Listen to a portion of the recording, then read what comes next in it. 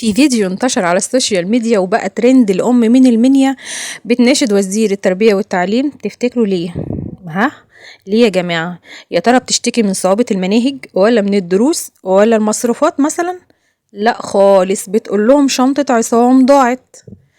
يلا نشوف ايه اللي حصل ونبدأ الفيديو. يا مساء الأنوار، نورتوني وشرفتوني في قناتي. اللهم صل وسلم وبارك على شفيعنا سيدنا محمد عليه أفضل الصلاة والسلام. وحشتوني قوي من آخر فيديو. الفيديو بتاعنا النهاردة دمه زي السكر وخفيف، والله من أجمل الفيديوهات اللي عملتها. مش بقول لكم نغيب ونرجع بكل جديد. أهم حاجة صلوا على النبي كتير ويلا نبدأ الفيديو. تصدر اسم الطفل عصام ترند السوشيال ميديا بعد ما والدته خرجت في فيديو وهي بتناشد وزير التربية والتعليم بسبب اختفاء شنطة ابنها داخل المدرسة.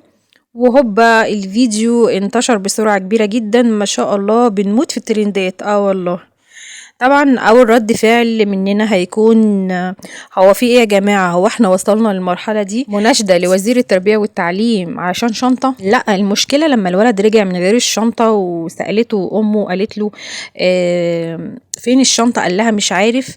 الأم استغربت وقلقت أكتر في نفس الوقت، وقالت لما الشنطة تضيع كده ومحدش عارف في المدرسة هي فين، طب ما ممكن الولد نفسه برضو يضيع في أي وقت ومحدش يعرف عنه حاجة مادامت الأمور سايبة كده. فجريت بسرعة وعملت الفيديو اللي انتشر بسرعة قوي. وبصراحة لما تبص كده هتلاقي ان الموضوع مش هزار قوي. طب ازاي؟ هقول لكم. اولا الخوف على ابنها اللي كان ممكن يبقى مكان الشنطة اللي ضاعت. تاني حاجة الشنطة دي مش فيها كتب وكراسات وأقلام وكشاكيل، يعني تعمل لها كده حوالي 500 جنيه تقريبا. يعني رقم يزعل، ده غير تمن الشنطة نفسها، بس مش لدرجة نعملها قضية رأي عام. يعني الأم الحزينة طبعا دورت في مدرستين وسألت الإدارة، والإدارة نزلت بالحل العبقري وقالت لها صوري له الكتب من زمايله عادي. يعني هو حل اقتصادي جدا، بس محتاج مكنة تصوير وفلوس ووقت وغلبة ومش هنخلص. واللافت للنظر ان الطفل عصام نفسه كان بيضحك اثناء الفيديو، ودخل ناس كتير تعمل عليه كوميكس وعلى تعبيرات وشه، لدرجة ان البعض وصف اللي حصل بانه صفقة القرن. صفقة القرن يعني ايه؟ انتوا ما تعرفوش؟ مش السر انكشف؟ طب ايه هو السر؟ والله ما انا عارفه اقول ايه. طلع كلام قلب القصه 180 درجه، وبعد التحريات يا لئيم طلع ان عصام بدل الشنطه بسندوتشات لانشون. صحه وعافيه يا حبيبي.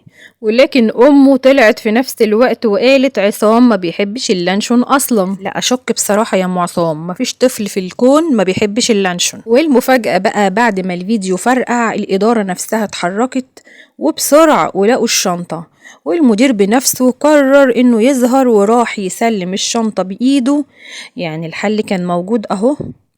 والأم خرجت تشكره وأكدت إنها ما كانتش تقصد تكبر الموضوع، بس لا، هي كانت خايفة على ابنها ومش فاهمة وما كانتش عارفة تتصرف إزاي. والغريب إن الواقعة وصلت لدرجة إن مديرية التربية والتعليم في المنيا أعلنت إنها بتفحص تفاصيل اللي حصل بعد ما القصة اتحولت من شنطة ضايعة إلى قضية رأي عام للناس على مواقع التواصل الاجتماعي. والكوميديا هنا بقى عصام كان مبسوط قوي والشنطة ضايعة، وأول ما رجعت وشه قلب وبقى زعلان. تلاقيه يا عيني كان بيقول لنفسه ايه اللي رجعك تاني بس يا حبايبي، جيل عظيم والله. واللي عايزة أقوله ممكن شنطة عادية بسيطة تعمل ترند، وممكن مدير مدرسة وإدارة كاملة تتحرك أسرع من الطوارئ، بس بشرط الكاميرا تكون شغالة. واخدين بالكم معايا؟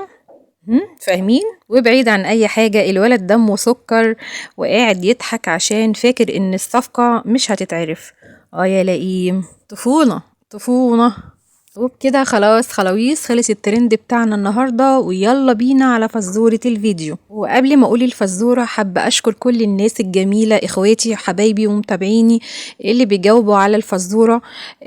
بحبكم جدا وعايزاكم تستمروا اكتر واكتر في حل الفوازير معايا. الغرض من الفزورة ان احنا نفكر اكتر ونشغل مخنا، بدل ما نتفرج على الفيديو بس نتفرج على الفيديو في نفس الوقت نحل الفوازير مع بعض. الفزورة بتقول: كم عدد الأنبياء؟ لايك لايك لايك، ما تنسوش اللايك الجميل بتاعكم اللي بيرفع الفيديو، واللي لسه ما اشتركش ينزل بسرعة ويشترك ويدوس على علامة الكل ويفعل زر الجرس عشان يوصل له كل جديد بنزله.